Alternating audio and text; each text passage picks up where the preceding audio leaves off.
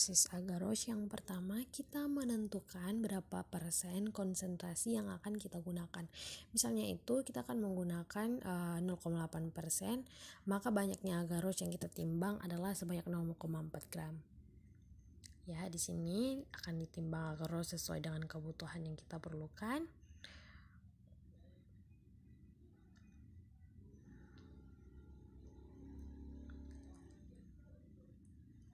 Setelah ditimbang, kita larutkan dengan larutan buffer.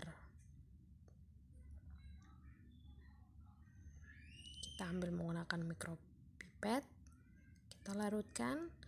Setelah dilarutkan, kita panaskan dalam microwave kurang lebih 1-2 menit sampai mendidih dan larutannya menjadi jernih. Ya, sudah mendidih dan larutannya menjadi jernih.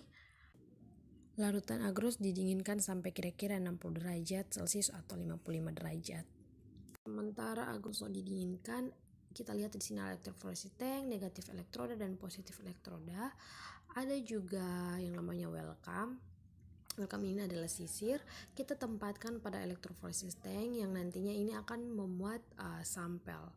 Kita pasangkan juga casting dam di elektroforesis tank sehingga larutan agarose tidak mengalir keluar. Nah, setelah agarose mendingin pada suhu 55 derajat Celcius, sebelum kita tuangkan ke dalam elektroforesis tank, kita tambahkan yang namanya erythrinium bromide. Nah, erythrinium bromide ini dia sangat beracun sehingga harus ditangani dengan hati-hati dalam lemari asam.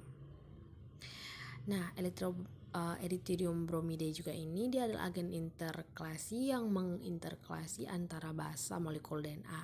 Nah, terkena sinar ultraviolet ia akan berfluoresensi dan pita DNA menjadi terlihat.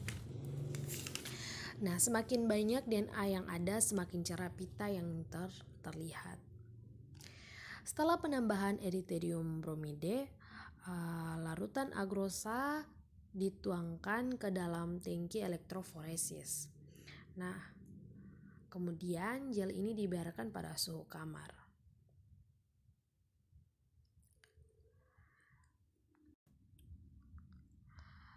Running buffer ini dia digunakan untuk menyediakan ion yang membawa arus dan untuk menjaga pH pada nilai yang relatif konstan.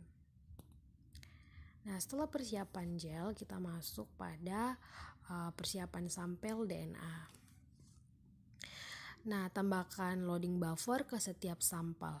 Nah, loading buffer ini dia mengandung gliserol dan beberapa pewarna seperti bromfenol blue yang dapat digunakan untuk menambahkan kepadatan sampel dan juga memudahkan meresap ke dalam gel. Nah, dengan begitu dia dapat memberikan warna dan menyederhanakan proses pemuatan dan memungkinkan pengguna untuk memantau kemajuan pemisahan. Sebelum memuat sampel ke dalam sumur, nah penanda ukuran berat molekul yang dikenal sebagai dengan tanda DNA biasanya digunakan sebagai referensi standar yang berisi French DNA. Dimasukkan ke dalam sumur pertama gel agarose setelah penanda ukuran berat molekul telah dimuat, sampel DNA dimasukkan ke dalam sumur.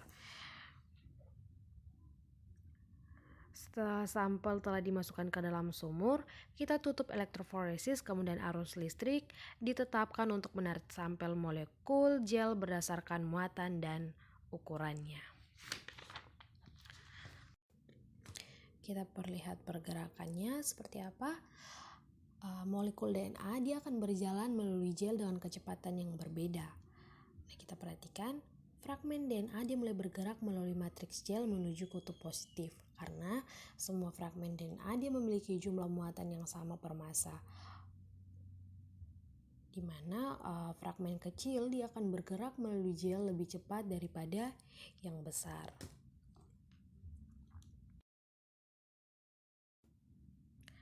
Ukuran molekul bromfenol blue yang relatif kecil, ia bermigrasi lebih cepat daripada DNA, dan dengan kontrol optik dari pita berwarna yang bermigrasi, elektroforesis dapat dihentikan sebelum pewarna, sehingga sebelum sampel benar-benar bermigrasi melalui gel.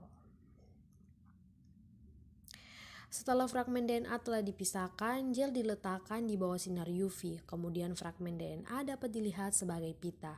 Setiap pita berisi sejumlah besar fragmen DNA dengan ukuran yang sama.